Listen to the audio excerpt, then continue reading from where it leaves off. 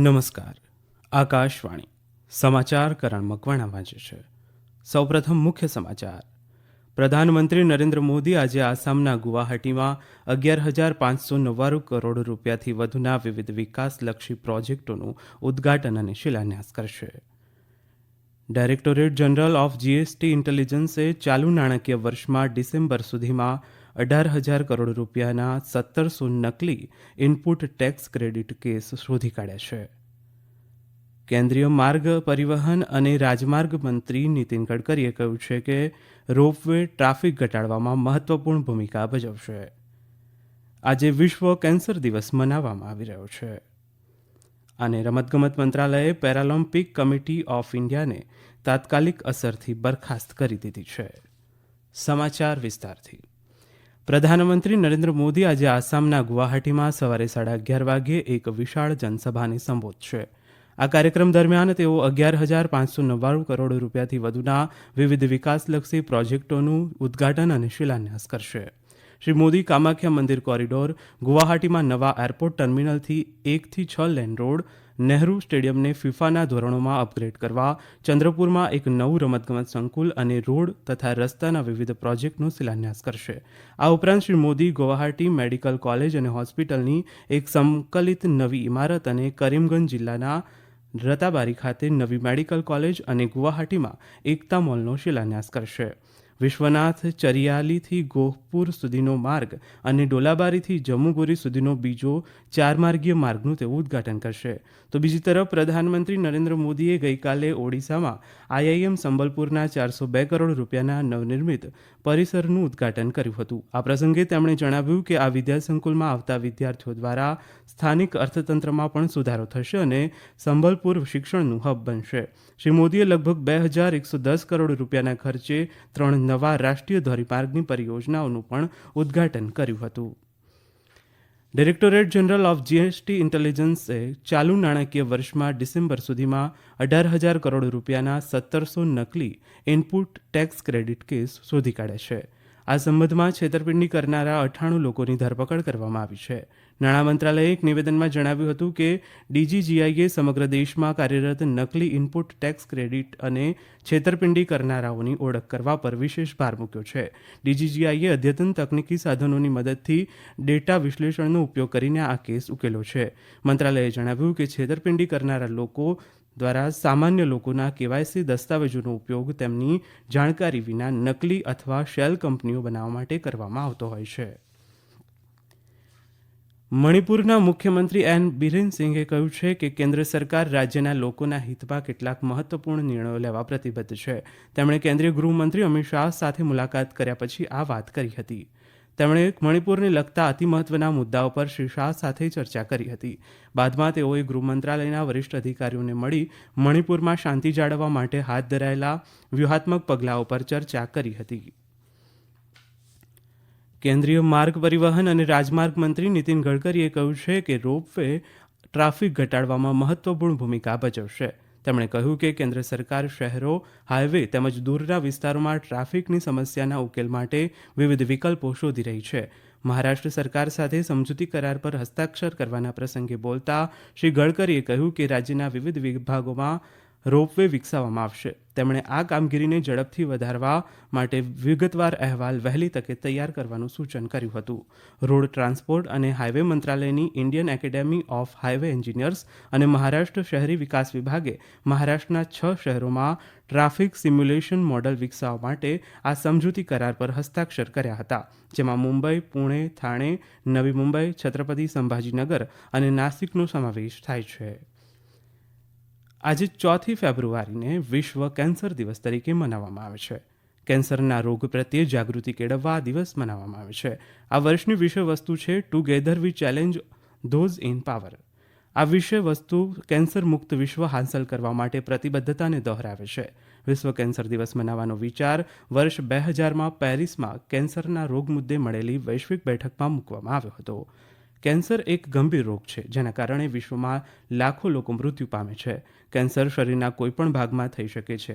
તાજેતરના અહેવાલ મુજબ કેન્સરના કેસોમાં 77% વધારો થવાની ધારણા છે. તેથી લોકોને આ રોગ વિશે વધુને વધુ જાગૃત કરવા માટે વિશ્વ કેન્સર દિવસ દર વર્ષે 4 ફેબ્રુઆરીએ મનાવવામાં આવે છે. આ સમાચાર આપ આકાશવાણી પરથી સાંભળી રહ્યા છો. ફિજીના નાયબ પ્રધાનમંત્રી બિમન પ્રસાદ આજથી ભારતની એક સપ્તાહની મુલાકાતે આવશે. આવતીકાલે તેઓ વિદેશમંત્રી ડોક્ટર એસ જયશંકર સાથે મુલાકાત કરશે. તેઓ 6 ફેબ્રુઆરીએ રાષ્ટ્રીય રાજધાનીમાં એક કાર્યક્રમમાં ભાગ લેશે. 8મી ફેબ્રુઆરીએ તેઓ અયોધ્યાની મુલાકાત લેવાના છે. શ્રી પ્રસાદ પ્રાણ પ્રતિષ્ઠા સમારોહ પછી અયોધ્યાની મુલાકાત લેનારા પ્રથમ વિદેશી નેતા હશે. આગામી 9મી ફેબ્રુઆરીએ તેઓ અમદાવાદ અને ગાંધીનગરની મુલાકાત લેશે. ભાજપે દિલ્હીના મુખ્યમંત્રી અરવિંદ કેજરીવાલ સામે આપના ધારાસભ્યોને લલચાવવાનો પ્રયાસ કરવા બદલ તેમની આકરી ટીકા કરી છે. નવી દિલ્હીમાં પત્રકારોને સંબોધતા ભાજપના પ્રવક્તા શહેજાદ પૂનાવાલાએ શ્રી કેજરીવાલ પર આરોપ લગાવ્યો કે જ્યારે દિલ્હી પોલીસ પુરાવા માટે તેમના નિવાસ સ્થાને પહોંચી ત્યારે તેઓ હાજર ન હતા. શ્રી પૂનાવાલાએ જણાવ્યું કે ભાજપ પ્રતિનિધિ મંડળે દિલ્હી પોલીસને મળીને આરોપોની તપાસની માંગણી કરી છે. તેમણે એમ પણ કહ્યું કે આબકારી નીતિ કેસમાં એન્ફોર્સમેન્ટ ડિરેક્ટોરેટે દિલ્હીના મુખ્યમંત્રીને 5 વખત સમન્સ જારી કર્યું છે, પરંતુ તેઓ અત્યાર સુધી હાજર થયા નથી. રમતગમત મંત્રાલયે પેરાલિમ્પિક કમિટી ઓફ ઇન્ડિયાને સમયસર ચૂંટણી કરાવવામાં નિષ્ફળ રહેવા અને માર્ગદર્શિકાઓનું પાલન ન કરવા બદલ તાત્કાલિક અસરથી બરખાસ્ત કરી દીધી છે. એક આદેશમાં મંત્રાલયે ગઈકાલે ધ્યાન દોર્યું કે પીસીઆઈની કાર્યકારી સમિતિની મુદત 31મી જાન્યુઆરીએ સમાપ્ત થઈ રહી છે, જ્યારે પીસીઆઈની છેલ્લી ચૂંટણી સપ્ટેમ્બર 2019માં યોજાઈ હતી. દિલ્હી હાઈકોર્ટ દ્વારા તારીખ 3 સપ્ટેમ્બર 2019ના રોજની ચૂંટણીની સૂચના પર રોક લગાવવામાં આપેલા આદેશને કારણે ચૂંટણીના પરિણામ જાહેર કરવા પર પ્રતિબંધ મૂકવામાં આવ્યો હતો. મંત્રાલયે વધુમાં જણાવ્યું હતું કે નવી સમિતિની રચના માટે આગામી ચૂંટણી બેંગલુરુમાં 28મી ફેબ્રુઆરીએ યોજાશે. પાકિસ્તાન તહેરીક-એ-ઇન્સાફ પાર્ટીના જાહેરાત કરી છે કે તે તેના સ્થાપક અને પાકિસ્તાનના ભૂતપૂર્વ પ્રધાનમંત્રી ઇમરાન ખાન અને તેમની પત્ની બુશરા બીબીને બિન ઇસ્લામિક નિકાહ કેસમાં 7 વર્ષની જેલની સજાના ટ્રાયલ કોર્ટના ચુકાદા સામે વડી અદાલતમાં પડકારશે. 2022 પછી ખાનની આ ચોથી સજા છે અને 8 ફેબ્રુઆરીની ચૂંટણી પહેલા રાજકીય પક્ષના સંઘર્ષમાં રહેલા સ્થાપકની મુશ્કેલીઓમાં વધારો કરે છે. અમેરિકા અને બ્રિટને યમનમાં હુથીઓ સામે હવાઈ અને જમીન હુમલાઓ શરૂ કર્યા છે.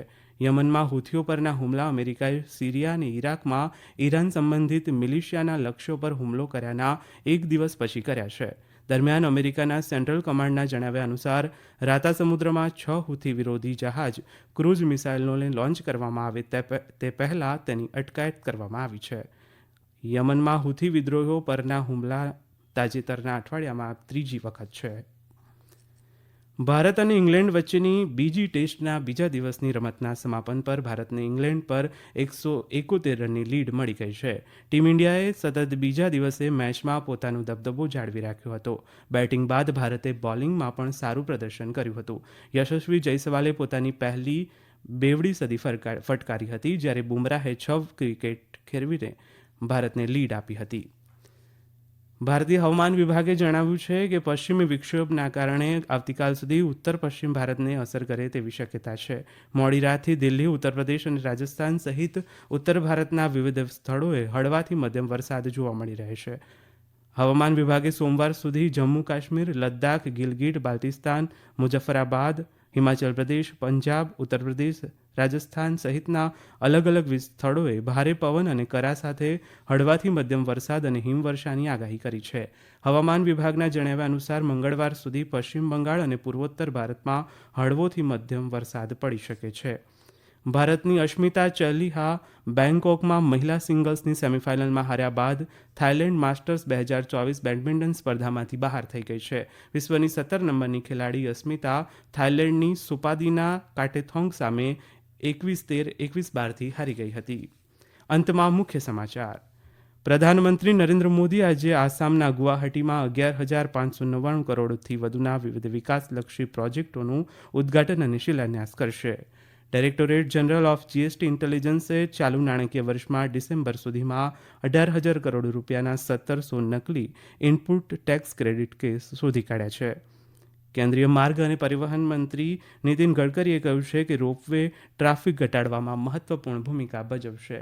આકાશવાણી પરથી સમાચાર પૂરા થયા.